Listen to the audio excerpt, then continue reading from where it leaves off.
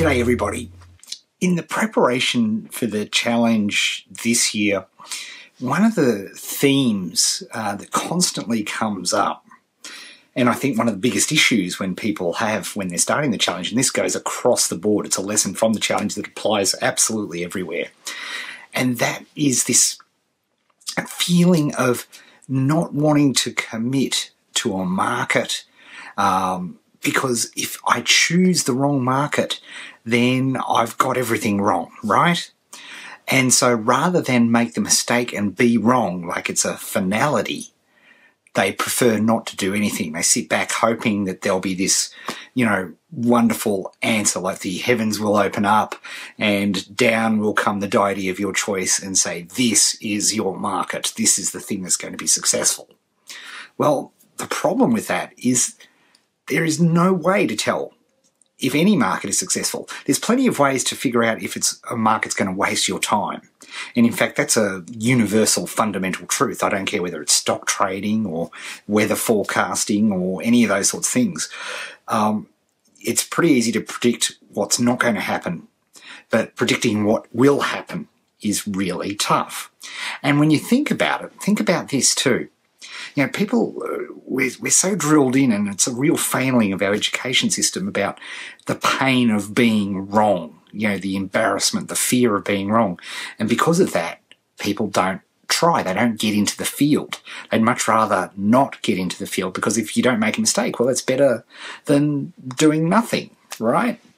Well, here, think about this for a second. You only know truly if you're right or wrong in hindsight.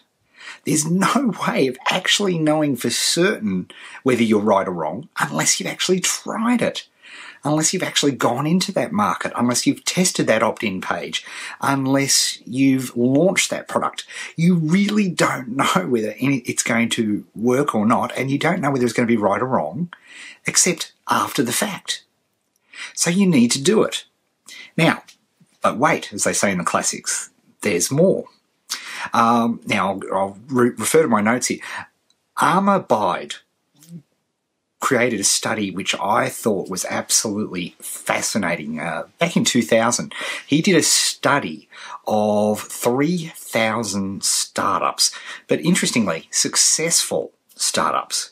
And the question that he asked was the idea that you started your business with the thing that became successful? Well, guess what? 93%, yes, you heard that right, 93% of companies changed direction. Their approach, the thing that made them successful, was not the thing they started out with. And when I originally saw that, I thought, oh, come on, that's ridiculous. And then I thought, hang on a second, Ed, anytime you've ever done anything that's any good has always been a pivot, or it's been something that I wouldn't have expected. Magcast, for example, we didn't start 30DC with the view of delivering Magcast. That was an opportunity that sprang up. Now, there's a third bit of science and study here. See, I read all these scientific papers so you don't have to, and research papers. Good old, now it's, I'll get this right, Henry Mintzberg, right? Very famous economist. He wrote a paper about the concept of deliberate and emerging strategies. I know, stay with me please. It's completely relevant. And what he said was that unless you go out with a deliberate strategy, you're in all sorts of trouble, and a way to put that simply is, if you don't have a destination of some sort, well, what are you doing, right? That's the deliberate strategy. Unless you're saying, you know what, I'm going from Melbourne to Sydney, I'm going from Los Angeles, I'm in Los Angeles and I'm going to go to New York. That's the deliberate strategy. But as you're driving along, you may go, you know what? Colorado looks fantastic. Let's go up and have a look at Colorado. And you love it so much you decide, you know what, I'm going to settle in Colorado. And you make your fortune and, it's wonderful. That's an emerging strategy. And here's the thing. Emerging strategies which marries up completely with Amir's report, are the ones that are usually successful. Okay? Look at the biggest of them all, Apple Computer. They went into the phone business. It's hard to believe now that Apple was absolutely derided by everybody just 7 years ago. Come on, getting into the phone business, that's playing with the big boys. And you're not going to do anything. Now, where are all they? They're all out of business. And Apple is reaping in 75% of all smartphone profits. This is interesting. So how does this relate to you? Well, it's very simple. For example, when we go into the challenge, one of the biggest first decisions you're going to make, and this is the same challenge or not, is, well, what market am I going to go into? And I suppose what I'm saying is that the challenge is great because we give you a deadline, right? You have to make that decision in your first week. I think a lot of people drop out because they're afraid of making the wrong market decision. But that's not the thing. See, if you're not in the field, you've got no chance for the emerging strategy to work, right? In fact, there's a 93% chance that the thing you start out with, that what you think is going to make you the money, is not going to be the thing that goes to make you money. You're going, hang on, Ed, what are you telling me? So I've only got a 7% chance of being successful? No, that's not what I'm saying. I'm saying that unless you make a firm, considered, deliberate decision, a deliberate strategy, there's no way that emerging thing, that thing that comes out of left field that will make you successful, is going to happen because you're not in the field of play.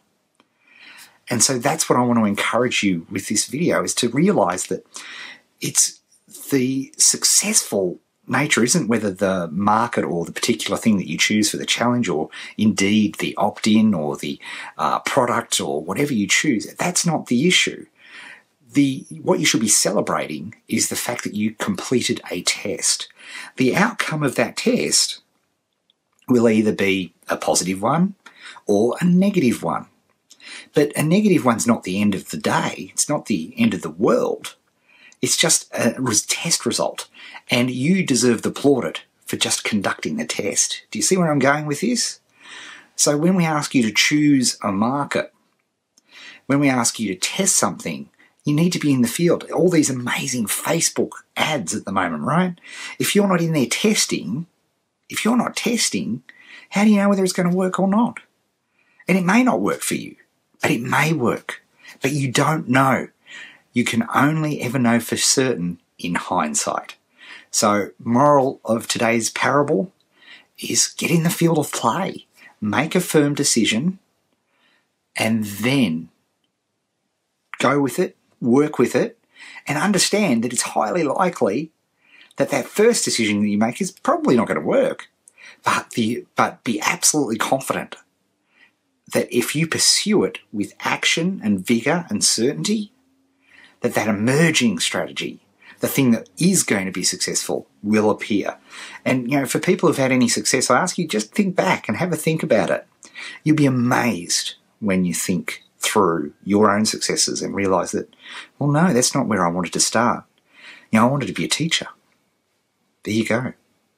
So, with that, have a think about that and let me know in the comments below what you think. And, oh, by the way, if you're seeing this video somewhere other than my blog, eddale.co, we've completely redesigned everything. And I've turned on the comments, and I'd love to hear what you think about this. I'd love to hear from you if you have examples of where you've had this deliberate and emerging strategy happen, because I think that'd be really useful for others. So if you're seeing the video somewhere else, make sure you go over to eddale.co, because that's where all the action is. Jump on the blog there. That's where all the interaction's happening, and I'd love to hear from you. And, of course, on Twitter at ed_Dale. I'll never forgive myself for not taking Ed Dale, and I'm pretty sure Ed Dale hasn't forgiven me either. So please, let's hear. I'd love to get your feedback and what you think about this strategy, and I'd love to hear your examples as well. All right, with that, we will see you later. Have a great week.